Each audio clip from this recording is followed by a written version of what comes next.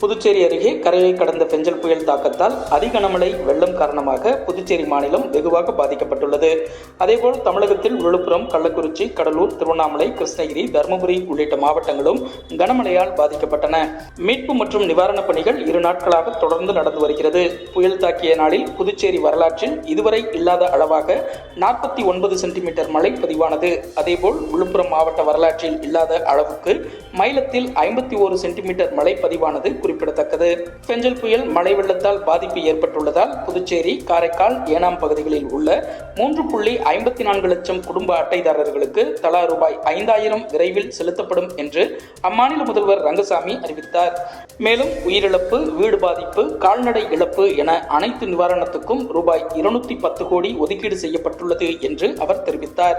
கிருஷ்ணகிரியில் ஞாயிறு பிற்பகலில் இருந்து திங்கட்கிழமை காலை வரை இடைவிடாத மழை பெய்த நிலையில் ஊத்தங்கரை, போச்சம்பள்ளி சுற்று வட்டாரங்களில் மக்களின் இயல்பு வாழ்க்கை முற்றிலும் பாதிக்கப்பட்டது. ஊத்தங்கரை மற்றும் சுற்று வட்டாரங்களில் திங்கட்கிழமை காலை நிலவரப்படி 50 சென்டிமீட்டர் மழை பெய்துள்ளது. இதனால் ஊத்தங்கரையை சுற்றியுள்ள ஏரிகள் நிரம்பி உபரி நீர் நகருக்குள் புகுந்துள்ளது.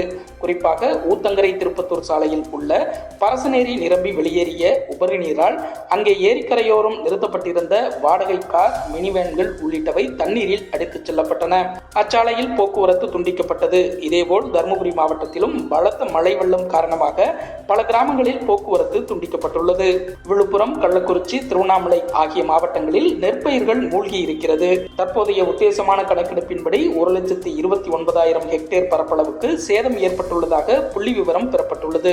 மழை முழுவதுமாக நின்ற பிறகு தேங்கியுள்ள நீர் வடிந்த பின் முழுமையான கணக்கெடுப்பு நடத்தி பாதிக்கப்பட்ட மக்களுக்கு உரிய நிவாரணம் நிச்சயமாக வழங்கப்படும் என்று தமிழக முதல்வர் மு க ஸ்டாலின் உறுதியளித்துள்ளார். முன்னதாக விழுப்புரம் மாவட்டத்தில் பெஞ்சல் புயல் காரணமாக பெய்த கனமழையால் பாதிக்கப்பட்ட பகுதிகளை பார்வையிட்டு முதல்வர் ஆய்வு செய்தார். மேலும் பாதிக்கப்பட்ட மக்களுக்கு நிவாரண உதவிகளை அவர் வழங்கினார். பெஞ்சல் புயலின் தாக்கம் திருவண்ணாமலையில் ஞாயிற்றுக்கிழமை மிக கடுமையாக இருந்தது. மழையின் தாக்கம் தீவிரமாக இருந்ததால் மகாதீபம் ஏற்றப்படும் 2668 அடி உயரமுள்ள திரு அண்ணாமலையில் திடீரென மண் சரிவு ஏற்பட்டது. மேலும் கற்கள், ராட்சத பாறைகள் உருண்டு வந்தது. வீடுகள் முன் நிறுத்தி வைக்கப்பட்டிருந்த இருசக்கர வாகனங்கள், வீட்டு உபயோகப் பொருட்கள் அடித்துச் செல்லப்பட்டு மண்ணில் புதைந்தன. மேலும் திருவண்ணாமலை வ.உ.சி. 11வது தெருவில் மலையடிவாரத்தில் உள்ள 4 வீடுகள் மண் சரிவில் சிக்கிக் கொண்டன. மேலும் வீடுகள் மீது பாறைகளும் விழுந்துள்ளன. அந்த மண் சரிவில் சிக்கிய 5 சிறுவர்கள் உட்பட 7 பேரை மீட்கும் பணியில் திங்கட்கிழமை தேசிய பேரிடர் மீட்புக் குழுவினர் 35 பேரும், திருவண்ணாமலை மாவட்ட காவல் கமாண்டோ குழுவினர் 50 பேரும், மாநில மீட்புப் படையினர் 20 பேரும், திருவண்ணாமலை ஆயுதப்படை காவலர்கள் 40 பேரும் என மொத்தம் 170 பேர் மீட்பு பணியில் ஈடுபட்டுள்ளனர். பெஞ்சல் புயலால் ஏற்காட்டில் 144.4 மில்லிமீட்டர், 238 மில்லிமீட்டர் என அடுத்தடுத்த 2 நாட்களில் மிக கனமழை பெய்தது. இதனால் ஏற்காடு மலை கிராமங்களில் மண் சரிவு ஏற்பட்டுள்ளது. சேலம் ஏற்காடு சாலையில் ஆங்காங்கே ஏற்பட்டுள்ள மண் சரிவால் ஏற்காடுக்கு செல்லும் பாதையில் போக்குவரத்து துண்டிக்கப்பட்டுள்ளது. பெஞ்சல் புயல் திங்கட்கிழமை காலை மேலும் வலுக்குறைந்து காற்றழுத்த தாழ்வு பகுதியாக வட தமிழக உள்பகுதிகளில் நிலவுகிறது. இதன் காரணமாக செவ்வாய்க்கிழமை கிருஷ்ணகிரி, தருமபுரி, சேலம், நாமக்கல், கரூர், ஈரோடு, நீலகிரி, கோவை, திருப்பூர், திண்டுக்கல், தேனி, மதுரை, திருச்சி, பெரம்பலூர் மற்றும் திருப்பத்தூர் ஆகிய 15 மாவட்டங்களில் ஓரிரு இடங்களில் கனமழை பெய்ய வாய்ப்புள்ளதாக சென்னை வானிலை ஆய்வு மையம் தெரிவித்துள்ளது. ஆக்ஸ்போர்டு பல்கலைக்கழகத்தில் சர்வதேச அரசியல் கல்வி படிப்பதற்காக தமிழக பாஜக தலைவர் அண்ணாமலை கடந்த ஆகஸ்ட் 28ஆம் தேதி லண்டன் புறப்பட்டு சென்றார். 3 மாத படிப்பை நிறைவு செய்த அவர் கடந்த 1ஆம் தேதி சென்னை திரும்பினார். சென்னை விமான நிலையத்தில் கட்சி நிர்வாகிகள், தொண்டர்கள் அவருக்கு உற்சாக வரவேற்பு அளித்தனர்.